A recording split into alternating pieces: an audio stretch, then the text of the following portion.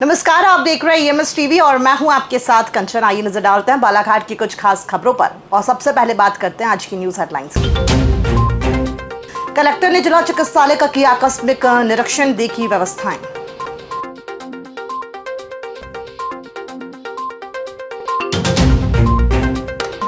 ईद उल अजहा जिले भर में अकीदत और उल्लास के साथ मनाया गया पर्व।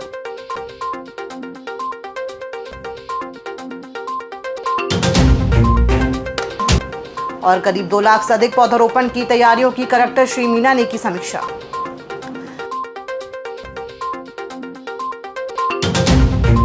आइए अब बढ़ते हैं खबरों की ओर। बालाघाट जिला चिकित्सालय में डायलिसिस सुविधा में बड़ा सुधार देखने को मिला है। अस्पताल में हाल ही में प्रारंभ हुई 3 नई डायलिसिस मशीनों के संचालन से मरीजों की पूर्व की लंबी वेटिंग सूची अब पूरी तरह से क्लियर हो गई है। अब नियमित रूप से मरीजों को समय पर डायलिसिस की सुविधा उपलब्ध हो रही है। शनिवार को कलेक्टर मृणाल मीना ने जिला अस्पताल का औचक निरीक्षण किया।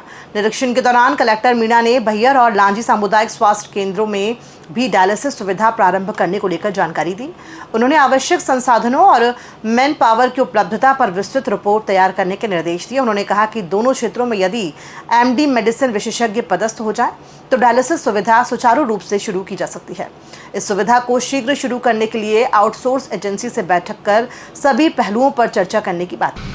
डायलिसिस यूनिट आज देखी गई है। डायलिसिस यूनिट में जो नई मशीनें आई थी उनके शुरू होने के बाद में वेटिंग की क्या स्थिति है और हमें आगे किस प्रकार से, क्योंकि डायलिसिस के क्षेत्र में बहुत पेशेंट्स हैं, जनरली बहुत लंबी वेटिंग होने की शिकायत आती है।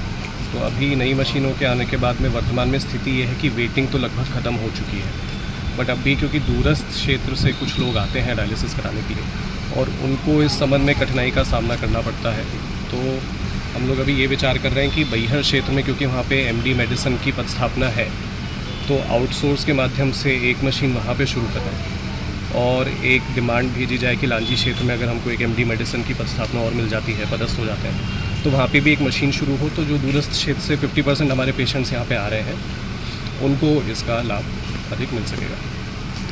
ऑक्सीजन प्लांट को लेकर निरीक्षण। ऑक्सीजन प्लांट की क्रियाशीलता देखी गई थी कि फंक्शनिंग है और सभी जो पाइप सप्लाई उसका सेंट्रलाइज सप्लाई किया जा रहा है, कहीं पे लीकेज नहीं है, जनरेटर ठीक है, तो उसके संबंध में टीम से जानकारी ली गई है। दोनों प्लांट्स फंक्शनिंग है और अभी कोई उसमें ऐसा इशू नहीं है। सर, पार्किंग को लेकर बहुत सारी समस्याएं और शिकायतें आ रही है, गुंडागर्दी की भी शिकायतें आ रही है। आपके निरीक्षण करने से सिर्फ 15 मिनट पहले ही एक मरीज के परिजन को उनके साथ में मारपीट की गई है, तो इस संबंध में कई बार शिकायतें ये आती हैं कि मरीजों के साथ में या मरीजों के परिजनों के साथ में जो है दुर्व्यवहार किया जाता है, पार्किंग जो पर्ची वगैरह जो काटते हैं, इसको लेकर किसी तरह के कोई दिशा निर्देश देंगे?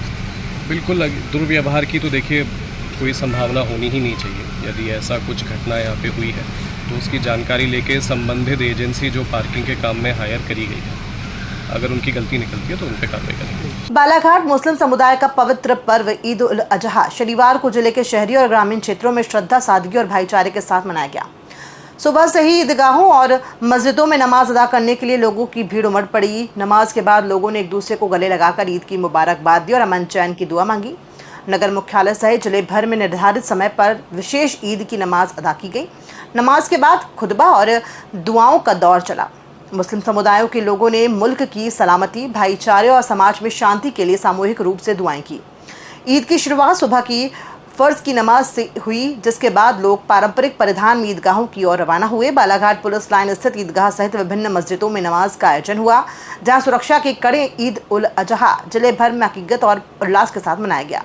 पर्व नगर मुख्यालय सहित जिले भर में निर्धारित समय पर विशेष ईद की नमाज अदा की गई। आज ईद उल अजहा की जो है नमाज अदा की गई है और अमन सुकून के लिए दुआ मांगी गई है। ईद उल अजहा जो है वो हर मुस्लिम के लिए बहुत खुशी का त्यौहार होता है। आज जो है कुर्बानी का दिन होता है और मेरे लोगों से बस यही है कि कुर्बानी करें, लेकिन अपने घरों में जो एहतियात के साथ में करें। इस वर्ष बारिश के दौरान पौधारोपण की तर्ज पर होगा। इसकी तैयारियां भी उसी स्तर से हो रही हैं कि 100% पौधे जीवित रहें और उपयोगी साबित हों। शनिवार को कलेक्टर श्री मृणाल मीना ने करीब 15 विभागों के साथ पौधारोपण की तैयारियों की समीक्षा की और इसके लिए रणनीति बनाई है। सभी विभागों को बारिश से पहले सुनिश्चित करना होगा कि जिस स्थान पर पौधारोपण किया जाना प्रस्तावित है, क्या वो पूरी तरह से सुरक्षित है, यानी बाउंड्री वॉल या ट्री गार्डन युक्त हो सकेगा। यदि ऐसी व्यवस्था है तो ही पौधारोपण किया जाए। इसके साथ ही उस संख्या में गड्ढे खोदे जाएं ताकि बारिश में पर्याप्त जल उस गड्ढे में आए और नमीयुक्त होकर पौधों के पनपने को अवसर मिले। इसके साथ ही जिन नर्सरियों में पौधे लेना है उनके संपर्क कर लिया जाए। मुख्य चिकित्सा एवं स्वास्थ्य अधिकारी डॉक्टर परेश उपल्लव और जिला मलेरिया अधिकारी डॉक्टर किरण जुनेजा द्वारा शनिवार को मलेरिया निरोधक जन जागरूकता रथ को हरी झंडी दिखाकर रवाना किया गया। CMHO कार्यालय से प्राप्त प्रेस विज्ञप्ति में बताया गया है कि मलेरिया महाजून 2025 के अंतर्गत जन जागरूकता रथ जिले के विभिन्न विकास खंड के मलेरिया प्रभावित संवेदनशील क्षेत्रों का भ्रमण कर ऑडियो संदेश व पंपलेट के माध्यम से जनसामान्य को जागरूकता किया जाएगा। खबरों में फिलहाल इतना ही। दीजिए इजाजत। नमस्कार।